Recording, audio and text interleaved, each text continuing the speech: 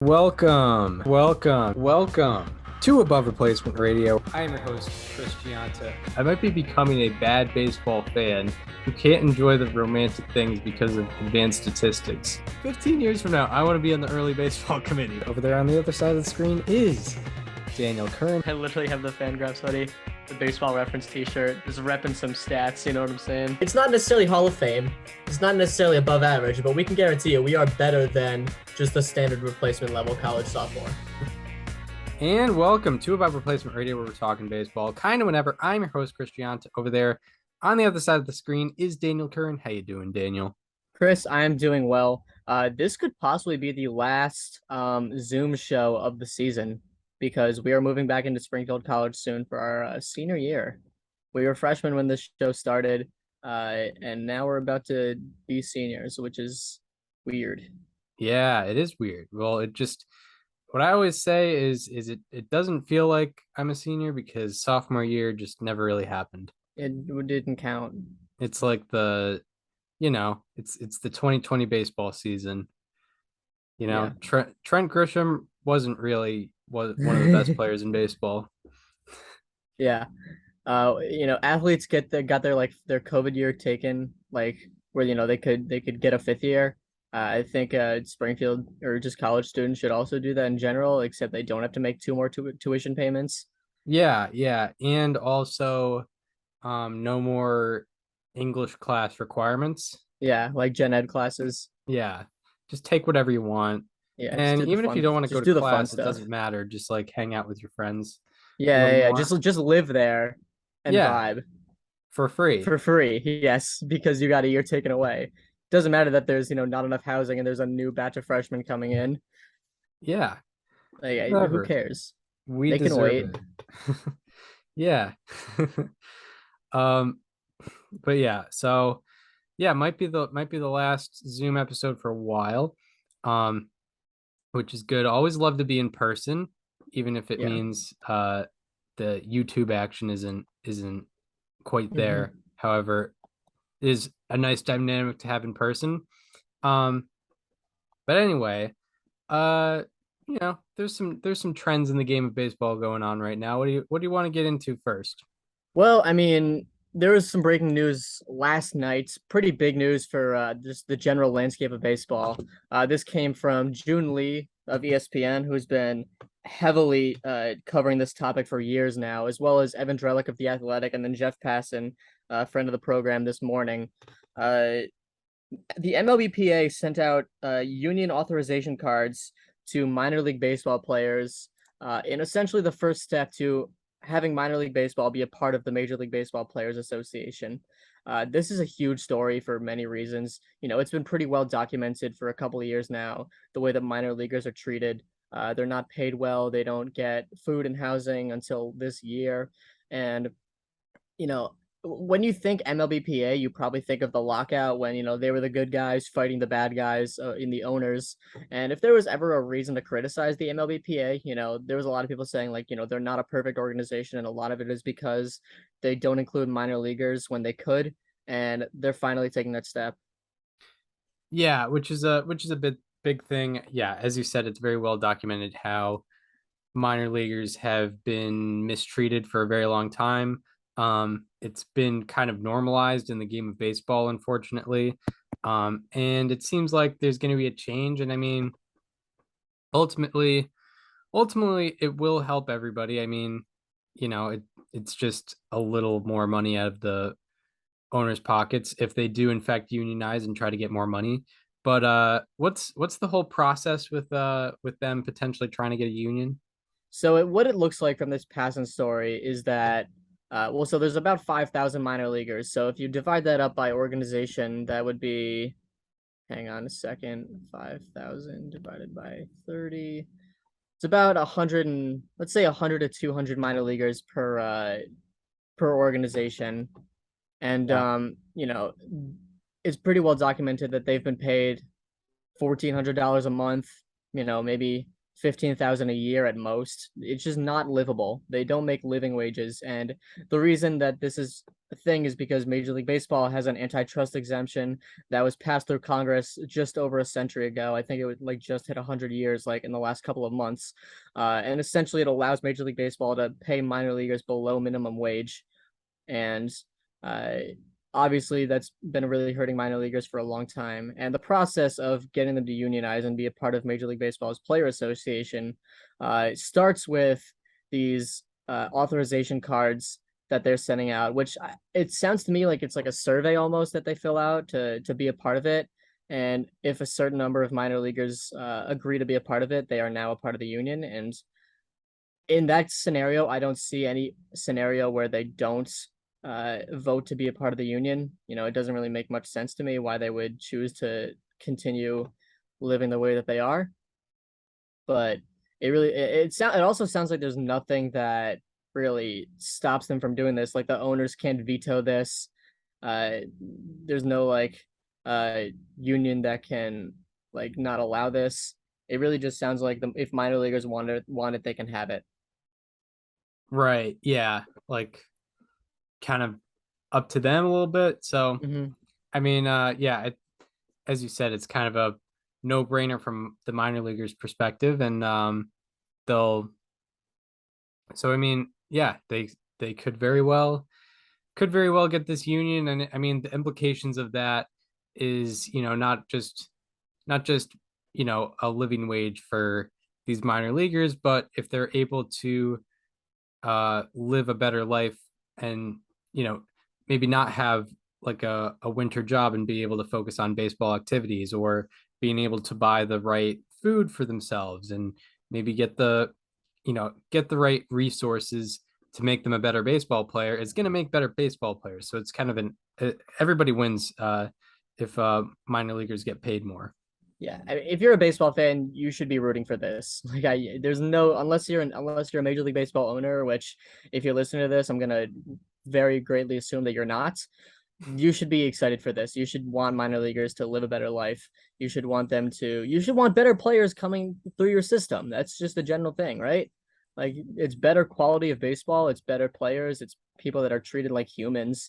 And it doesn't make any sense Yeah. that you should ever be rooting against this. So I'm reading this past an article right now. It says, in order for MLBPA to represent minor leaguers in collective bargaining, 30% of players would need to sign union authorization cards, which would prompt an election. If the majority of those who vote in an election choose for union representation, the National Labor Relations Board will require MLB to recognize the union.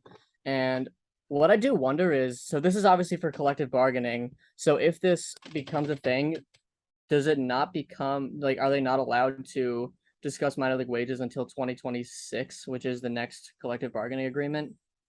Like when this next CBA is up? Yeah, that's a good question.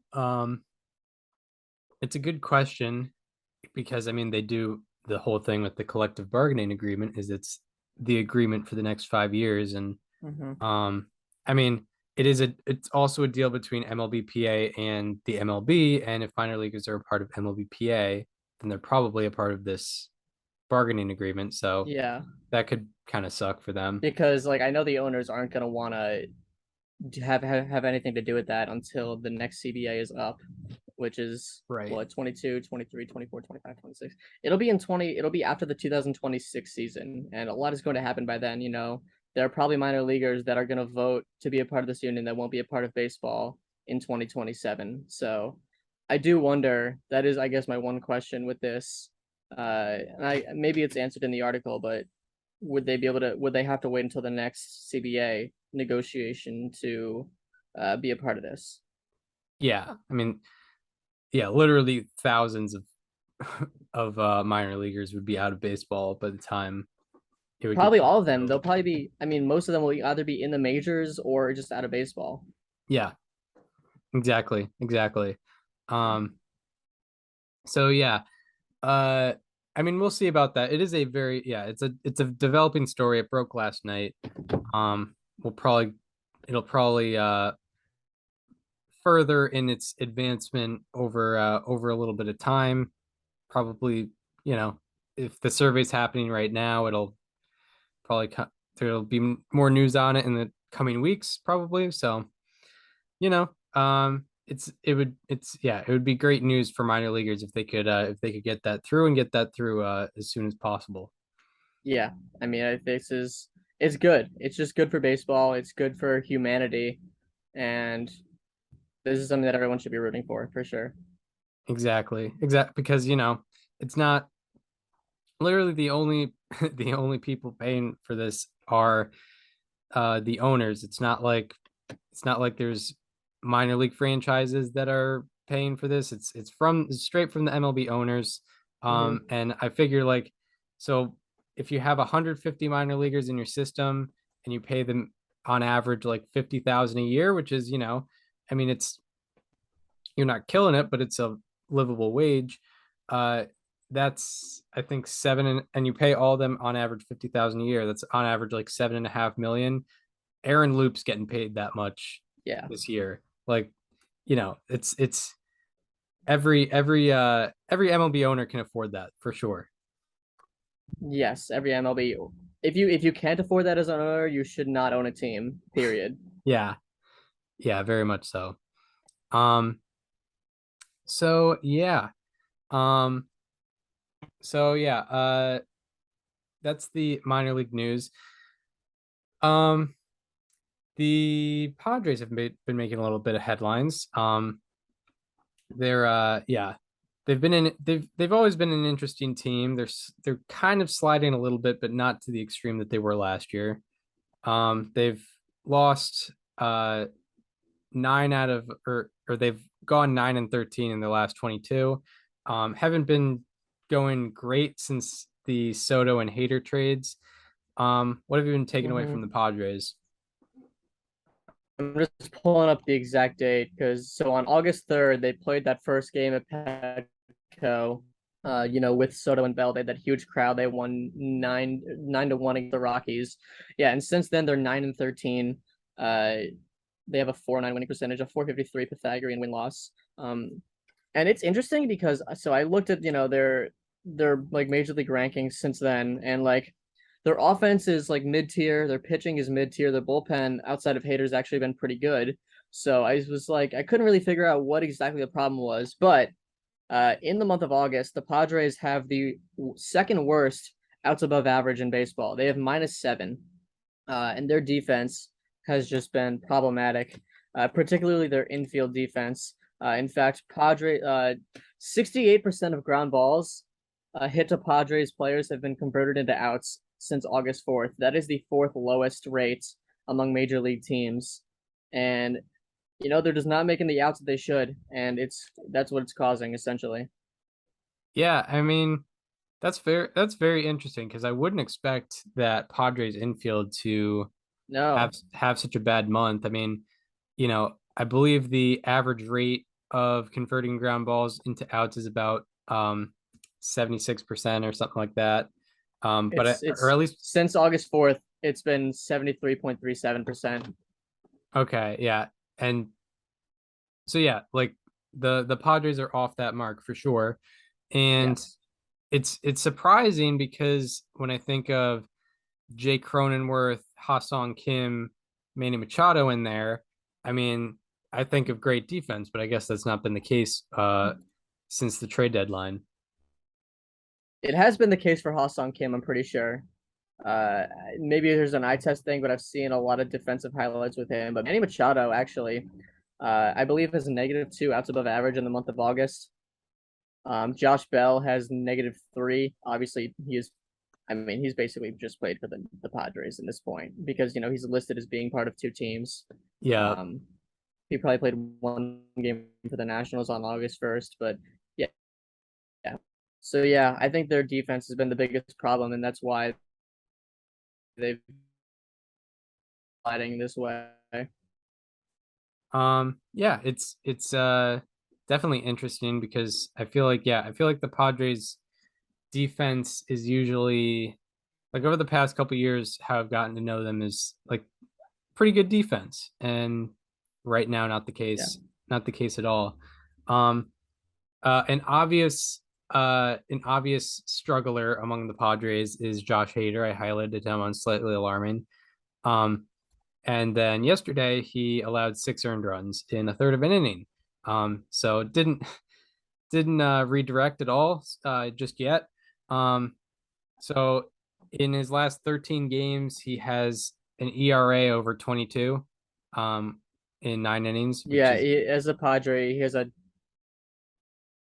as a Padre, he has 7 games pitched, 4.2 innings pitched. That really tells you all I need to know. But he has a 23.14 ERA. yeah, He and does, however, still. I love how he still has 15.4 strikeouts per nine. yeah, Like he's still getting that in. he's not stopping there. Yeah. But Josh Hader, it is the third 13 game span in MLB history with a 22 Wow. plus ERA, 9 plus walks, and 5 plus home runs allowed. There's only been Who are the two other others. two? A couple of randos. I think David Okay, Hernandez from like the 2019 Reds, and one guy that from makes sense. 2002 It who I made sense. forget.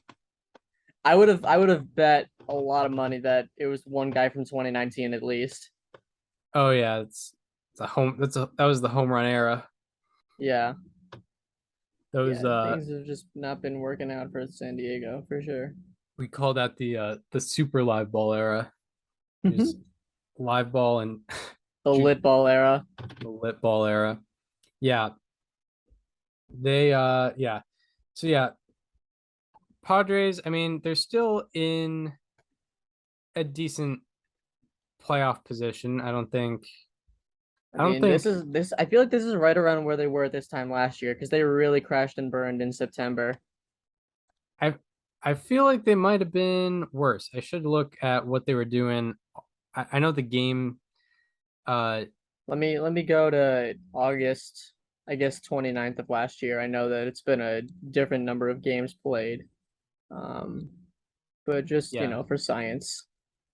So on Yes. August 29th of 2021, the Padres were 70 and 62. I think that's like right around where they are now. Oh yeah. Yeah. They They're are currently, what are they? Like they're 70 and 70 and 59, aren't they? 59. Yeah. So And they've played. they're only a game and a half up on the Brewers. Yep. Um so I mean, Let me just for playoff purposes, they were uh okay, they were out of the playoffs, but only by 1 game to the Reds. This time last year we were talking about Padres Reds, and from there on, that was when they really crashed and burned. From that point forward, they went 9-21. that they really did crash and burn. And I mean, it is a little different this year because there's an extra playoff team. However, what I will say, this is a classic Would Gianta they would trope. they have made the third wild card spot last year? No, I think it would have been the Reds. Yeah. I think the Reds finished with 82 wins.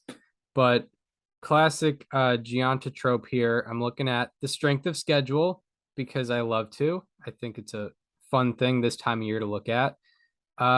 Guess who has the second hardest strength of schedule remaining? It's the Padres. And they have to face the Mm-hmm. Dodgers 9 more times. So, Oh wow. so, all right, we'll And that's see. what happened last year too. Like they had to face the Giants a ton of times Yes. late last year. If the Brewers can go on a run, they have a path to the playoffs. Yeah. I mean, the Brewers are naturally going to have an easier schedule because they're in the NL Central. Right. Um, but they have, it looks like the ninth easiest, nothing like extreme, but ninth easiest is much better than second Mhm. hardest, like the Padres have. I mean, doesn't seem like, yeah, I mean, the the hardest opponents on the website that they're showing me is Brewers have 3 against the Mets, 3 against the Yankees, 4 against the Cardinals. And then on the easy side, they've got, 7 against the Reds, 7 against the Diamondbacks.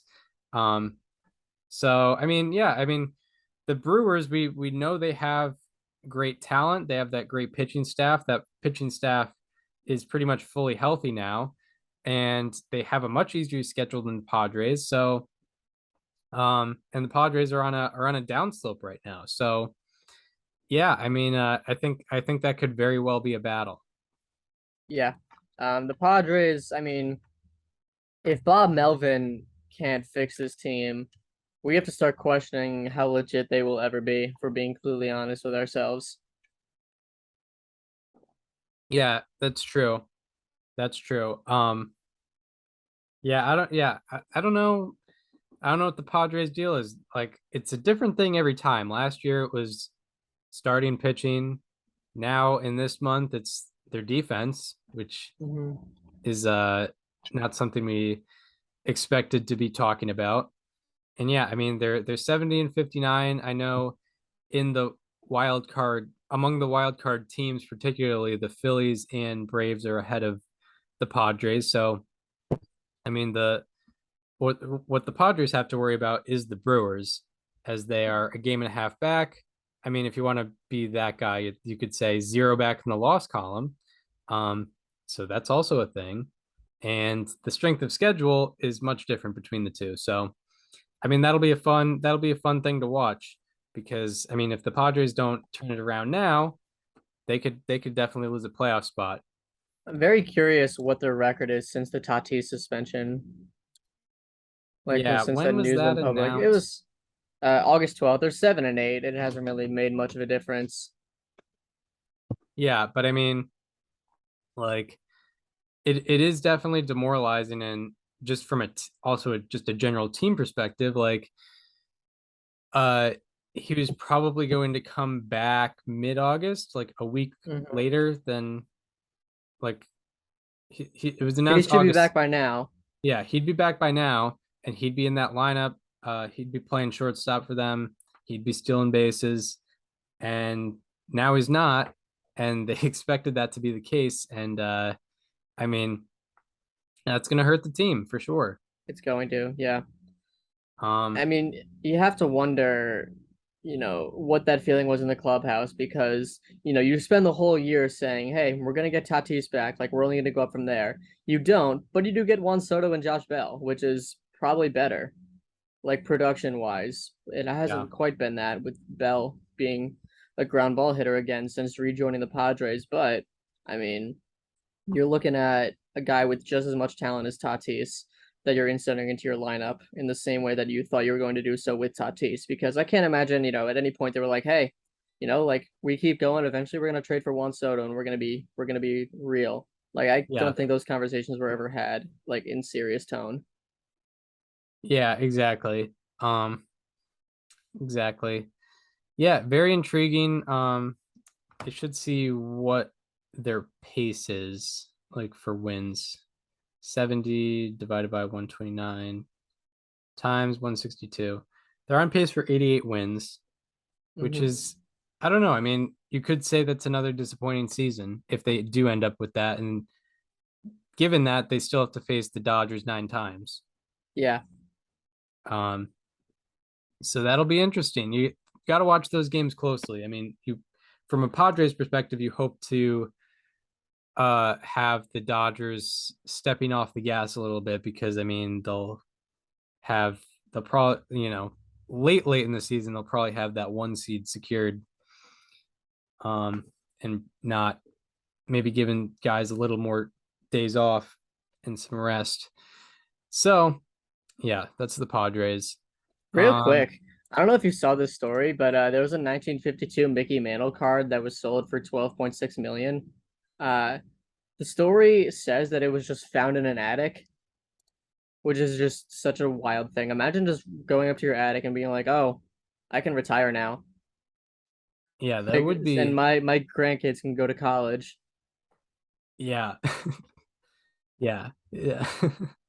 Like, That, I don't know how exactly it happened, but I want to believe some guy just went up to his attic completely randomly and just happened to find a 1952 Mickey Mantle card that was supposedly in like the best condition that they've ever found one of those cards.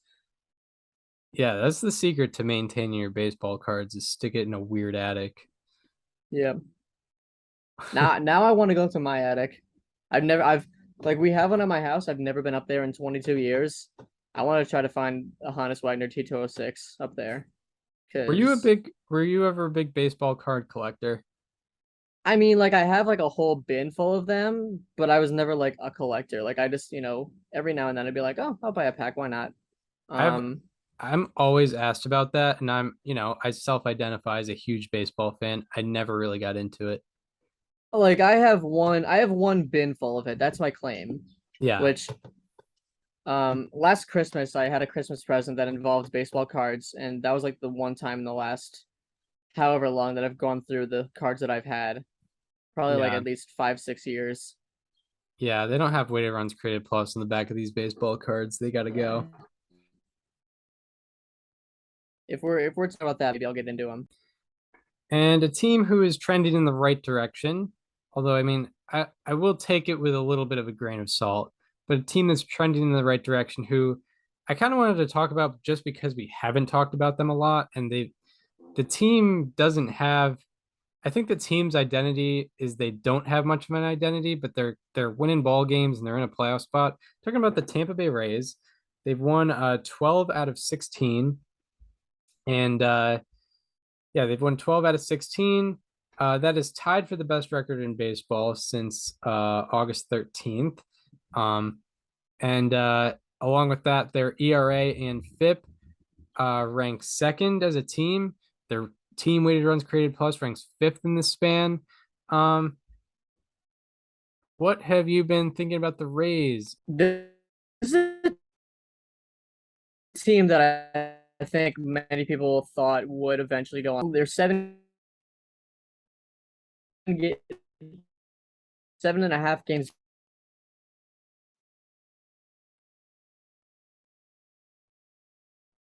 Doesn't sound good, but considering where it was before, it doesn't. I don't know. Kind of been. He's never really been his 2020 self ever since he won Rookie of the Year last year, but he never really did anything spectacular. It didn't even really feel like he went on any particular runs throughout like any month where he was awesome. Just felt like he was pretty good the whole year. But right now, since August 13th, he's slashing 321, 449, 607 for a 208 weighted runs created plus, and others that qualify. That's huge for him, no doubt. For them at least. They've also had Yandy Diaz, who strikes out 6% of the time. He's got a 167 weighted runs created plus. What else? What do you have on the Rays? Yeah, yeah, those offensive contributors are there for sure. And yeah, you may have gotten cut off a little bit, but to establish, you were talking about Randy Arozarena first, and then Yandy Diaz. And yeah, the Rays have been interesting. I think we both had them as a second place team upcoming this year. Yeah. And they are a second place team right now. They're atop the wild card, um, atop among the wild card teams, but they're still, Orioles are still three back of them. So if they go on a losing streak, they could potentially fall out of this race. So it doesn't feel like they have a safe spot in the playoffs necessarily. They've been injured the whole year. Wander Franco has been out for a large part of the year. So is Brandon Lau. Brandon Lau, when he has been healthy, Is hasn't Water been. done for the year? I know when his injury happened, he was out. He was supposed to be out 6 to 8 weeks, and I think the 8 week mark is like early September. But I haven't heard any Okay. news on him coming back anytime soon. But Interesting. but yeah, so what I will say, the stats I can find on them, just overall as a team this year. So the Rays only have three position players that have played 95 plus games for them this year. Only three. The Rays have played. Rosarena, Diaz, and Paredes. I don't know. I forget. I think Taylor Walls maybe.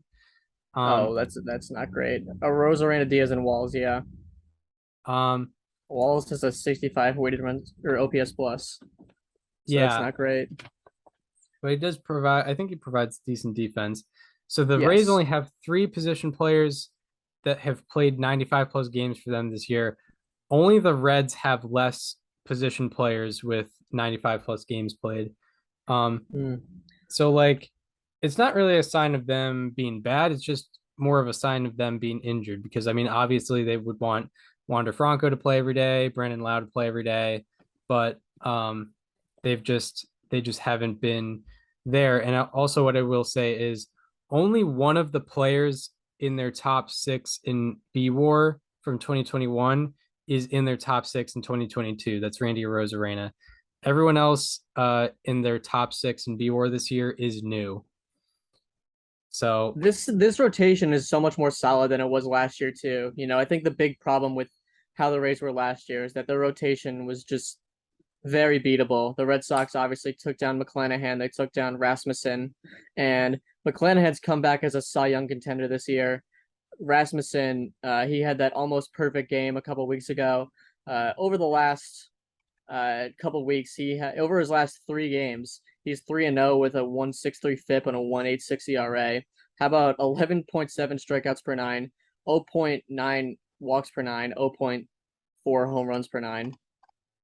yeah, Let me check. yeah, Let me check where that strikeout to walk ratio ranks because I'm willing to bet it's among the top in baseball. Let me just real quick check if he also like had any other good outings before then because Drew Rasmussen has come up as one of the best pitchers in the league over the last couple of weeks, and if he can ride that into the postseason, like you're looking at a 1-2 punch of McClanahan Rasmussen that you're not going to want to face. And yeah, it looks like he did have another good outing for then actually.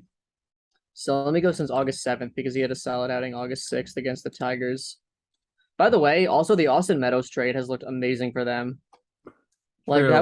that looks like one of the biggest steals of the offseason and happened very last minute. So Drew Rasmussen has 13.0 strikeouts per nine. Since August 7th, he's only behind DeGrom, Musgrove, and Rodon. He also has a 30.4% K rate minus walk rate. That ranks behind only DeGrom and Rodon. So that's the highest in the American League. Yeah, that's He's been pretty the nuts. best. He has the best strikeout rate minus walk rate in the American League. So that shows that he's doing it in volume and not just in normal ratio. Yeah, absolutely, And at the absolutely. same time, he has a BABIP against of 160, which is that going to sustain itself? No, but when you're looking at the playoffs, right? It's all small sample sizes. Like he's capable of going on this run where he's just allowing no hits while also being a terrific fit pitcher. Yeah, exactly. Um, yeah, there's definitely it's definitely a strange team what the Mm-hmm. Rays are. I mean, like Jeffrey Springs just out of nowhere is a quality starter for them. He has a 2.76 ERA this year with a 3.17 FIP. Um, Yep. Red Sox 2020 Red Sox legend, Yes. Jeffrey Springs. And yeah, like I don't know. I'm not intimidated by this team, but that's almost what makes me intimidated. It's like this team just might sneak up on. They're gonna kill you by paper cuts. That's how they've always been. Yeah, Death by 1,000 paper cuts. I think the Rays are going to be the top sleeper team in the playoffs, no doubt. yeah, Unless they go like 20-6 through the rest of the way or whatever. They don't have 26 games left, but unless they have like a 700 winning percentage the rest of the way, they're going to be a sleeper team in the playoffs, no doubt. yeah. It's definitely going to be interesting. You know, they'll probably they could be either 4, 5, or 6 seeds. So I mean, they I could mean, play. they could win the division. It's unlikely, but it's plausible. Yeah, but in terms of Like, what's most probable, they'll probably yeah, face either Seattle, Toronto, maybe Baltimore. Um, and I mean yeah, they match maybe up well maybe against. Minnesota or Cleveland. I don't know. Yeah, they yeah they could Well, face if one of they the yeah, AL Central division winners. Yeah, that's true.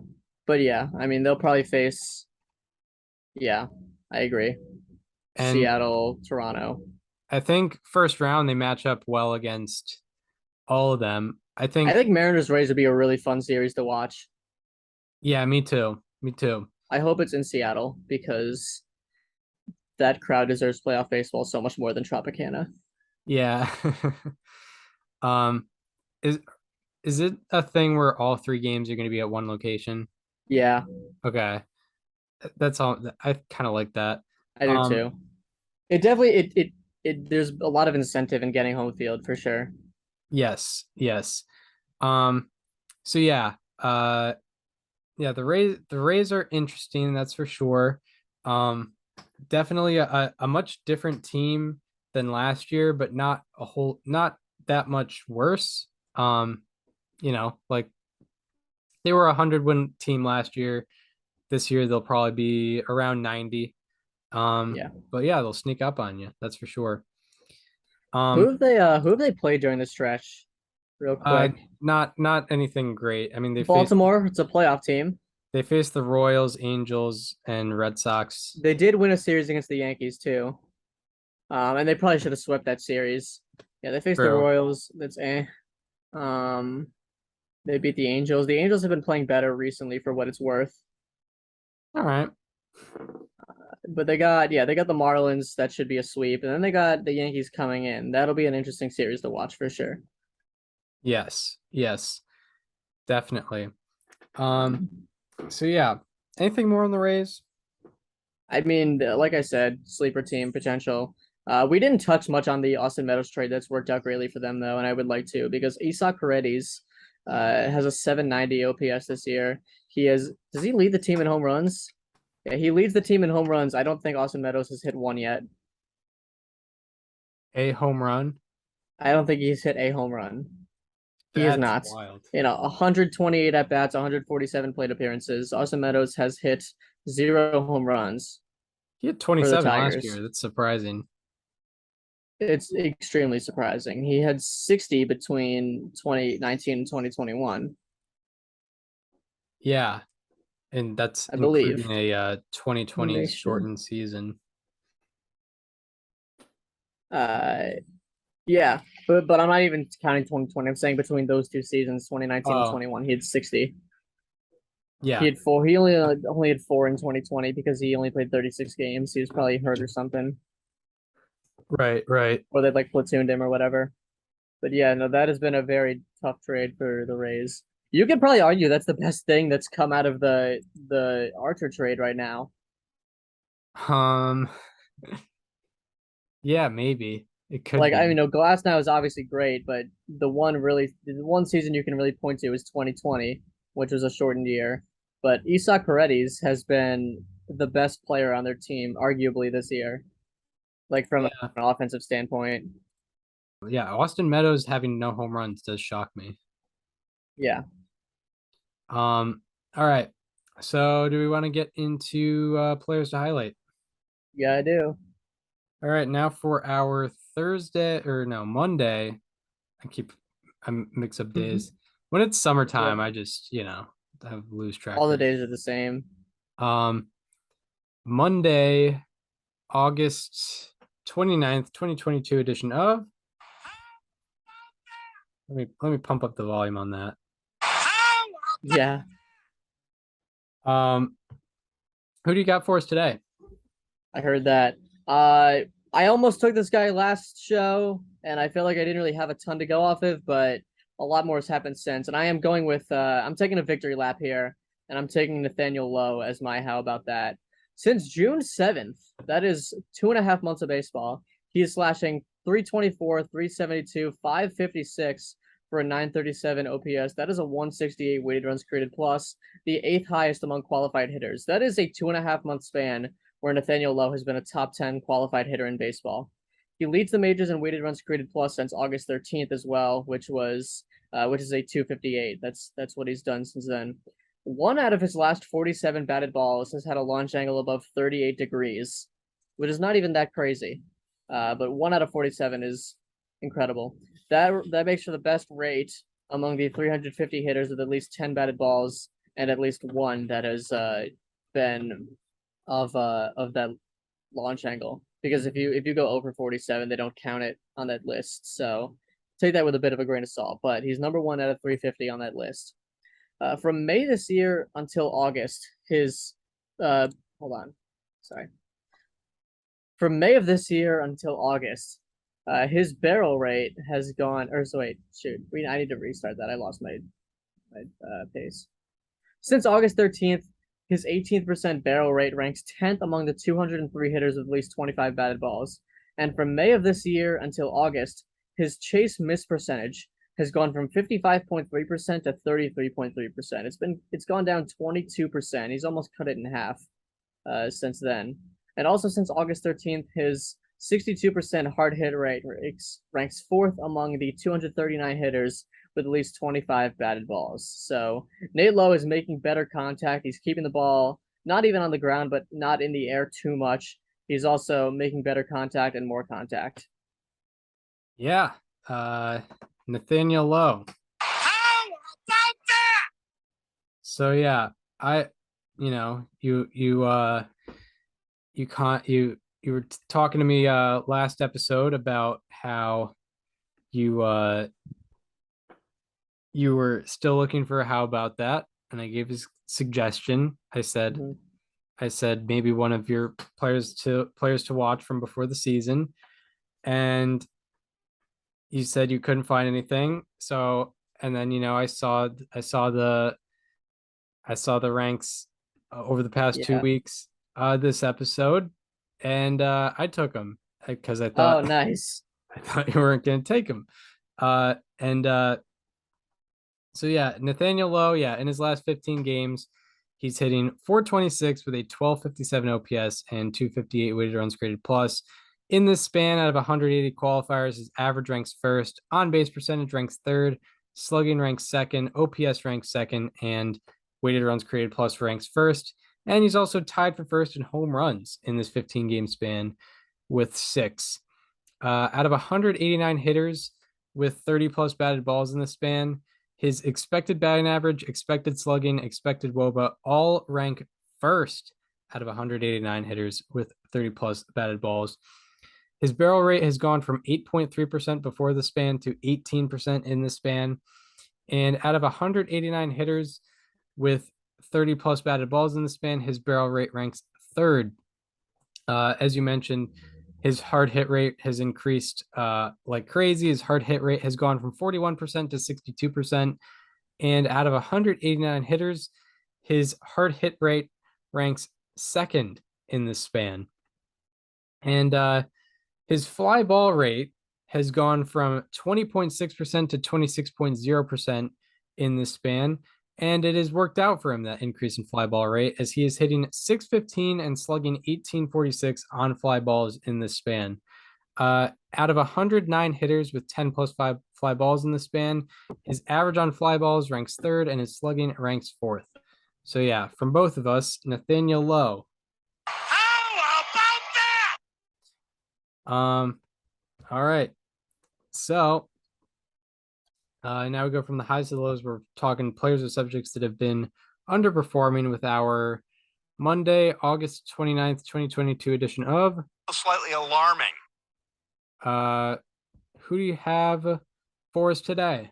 So for my slightly alarming, I'm talking about one of the players on the teams we just talked about. I'm looking at Mike Clevenger today because he's been a part of the struggling Padres.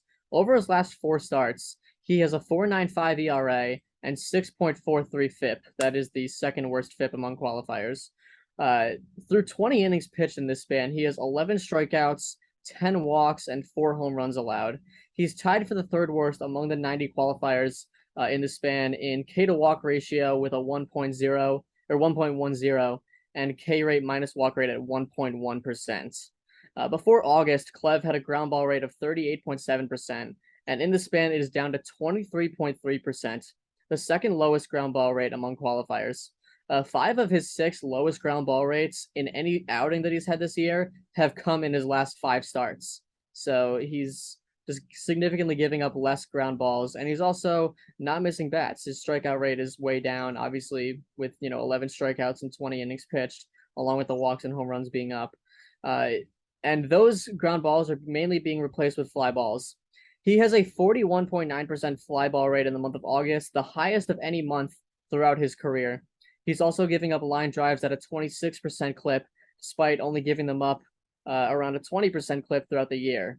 And in August, 68.6% of his batted balls have been fly balls or line drives. That is the highest among the 143 pitchers with at least 50 batted balls against. So he's not missing bats. He's not getting the ball on the ground, and people are hitting it in the air more. And he's just been very unsuccessful in this time. So that is Mike Clevenger. Mike Clevenger. Slightly alarming. Yeah. Yeah, part of the reason the Padres have not been doing too hot. My slightly alarming, we're staying in the NL West, and this is a classic Giant move from last year that we still haven't done this year. It's time for a freeze over. I was waiting. First time ever. Yeah. You know, for those unaware, if you get a how about that and then you're a slightly alarming later in the year, that is called a freeze over. If it's the reverse way, you start as a slightly alarming and then you become a how about that. That is an ARR comeback special. So yeah, I'm talking about Mike Yastrzemski, who in his last 14 games, he's hitting 087 with a 295 OPS.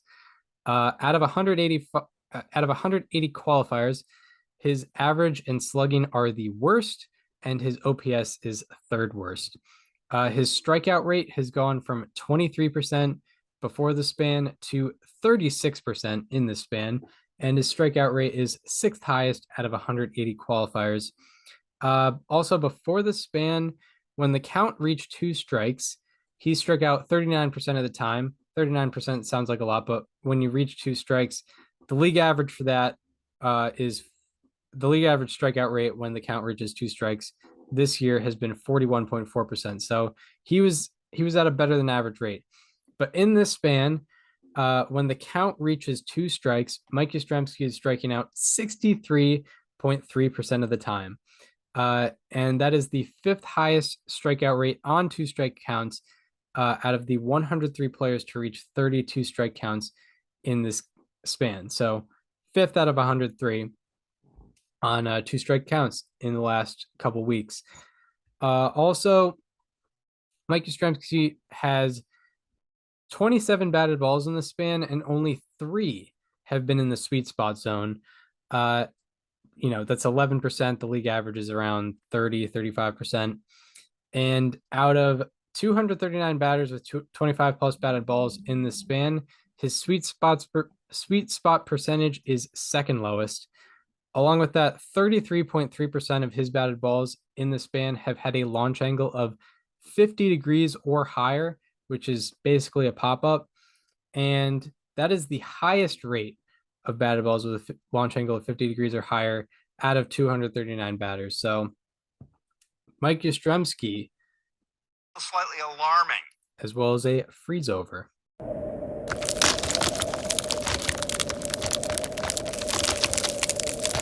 Yeah. So now we get into a preview of the week ahead. Highlighting, I will be talking about series watch. Daniel will be talking about the day-by-day matchups. So my series to watch, there's 3 in mind as the playoff races continue to heat up. We got Guardians, Orioles in Cleveland. That'll be a 3-game set between 2 teams who are fighting in their own respective playoff races, as Guardians probably have a more realistic shot in the AL Central as they lead by 2 games, and Orioles definitely have a more realistic shot in the AL wild card as they're back by, I believe, a game and a half. Then another series to watch is I'll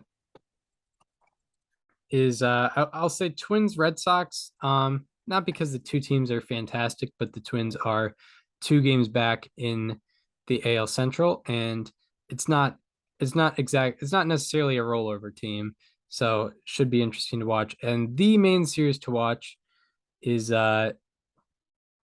between the Mets and Dodgers, the 2 best teams, 2 best records in Major League Baseball, unless the Astros are better. Astros and Mets have the exact same record. So I'll say 2 best teams in Major League Baseball.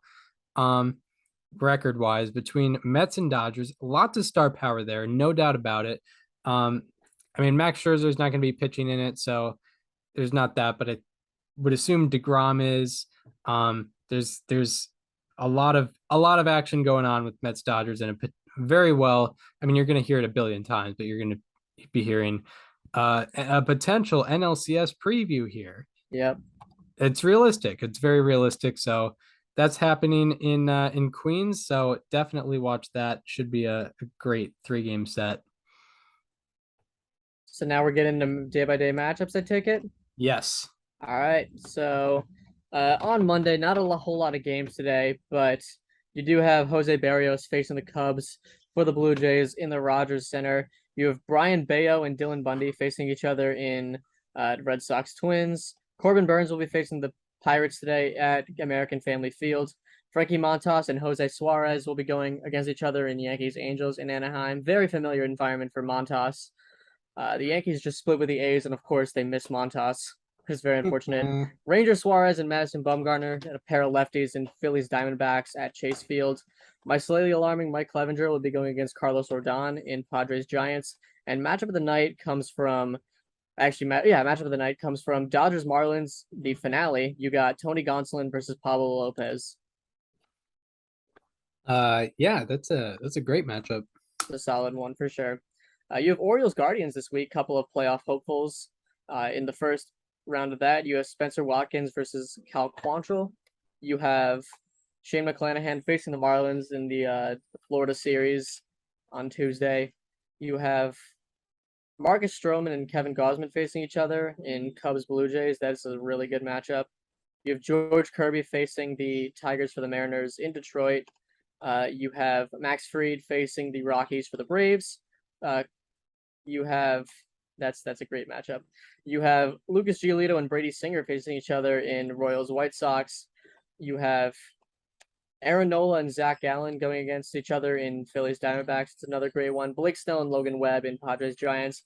All these are great matchups, but the matchup of the night, maybe not on paper, but in my heart, is in Astros Rangers. You have Framber Valdez versus Dane Dunning in the don't hit a positive launch angle game. Yeah, for those unaware, I don't think you had him. Did you have him as a how about that? No, but you no. highlighted him a little bit. I did highlight him a tad bit. I think I found the exact number that I wanted. Yeah, so since August 6th, Dane Dunning has a 64.1% ground ball rate. Framber is at 68%. So they're only 4 points off, 4.5 points off. Yeah, and for those unaware, Framber is the ground ball king, at least among starters. He's the ground god for sure. The ground god. Yeah.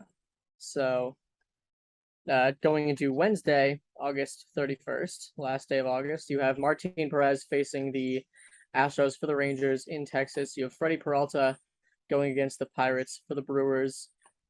You have Jordan Lyles and Tristan McKenzie facing each other in Orioles Guardians. That's going to be in Cleveland, by the way. Jose Quintana facing the Reds for the Cardinals in Cincinnati. Drew Rasmussen facing the Marlins for the Rays. That should be a sweep, by the way. I mean, it's a 2-game series. The Marlins offense is horrible, and it's McClanahan and Rasmussen. So that should be a 2-game sweep for the A's. You have Jacob DeGrom going against the Dodgers on Wednesday. I don't know the Dodgers have not announced their starter, but I would imagine that's probably going to be matchup of the night, although I don't know their starter. You have Michael Wacha and Joe Ryan facing each other in Red Sox Twins. And you have, let me scroll back up to this one. I skipped it in case. Oh, yeah, you have Joe Musgrove and Alex Wood in Padres Giants. For now, matchup of the night comes from Angels and Yankees at Angel Stadium. It's going to be Garrett Cole versus Patrick Sandoval. Nice. And then I'll do Thursday as well, because we're probably not going to record till Friday. Also, not a lot is announced, but Johnny Cueto will be going for the White Sox against the Royals. He's been a nice surprise for them this year. Cade Cavalli will go for the Nationals against the A's, his second career start. Chris Bassett will be pitching for the Mets against the Dodgers. Dodgers have once again not announced their starter. Shane Bieber and Kyle Bradish will be facing each other in Orioles Guardians in Cleveland. And Chad Kuhl and Spencer Strider will be facing each other in Rockies Braves. That is all that's been announced, except for the matchup of the day, which comes from Mariners Tigers in Detroit. You have Logan Gilbert versus Eduardo Rodriguez. There we go. So yeah, that should do it for this installment of above replacement radio. We hope you enjoyed this one. If you're listening on Apple Podcasts or Spotify and want to watch the conversation as it happens, go to our YouTube channel. It is called Above Replacement Radio. If you want to follow us on social media, follow me on Twitter at Chris_Gianza and follow Daniel on both Twitter and Instagram at Daniel_Curran, and follow the show Instagram at Above Replacement Radio for all the show needs. We hope you enjoyed this one, and we hope to see you later this week, where we will be talking all the happenings in Major League Baseball once again. See you then. This conversation is over.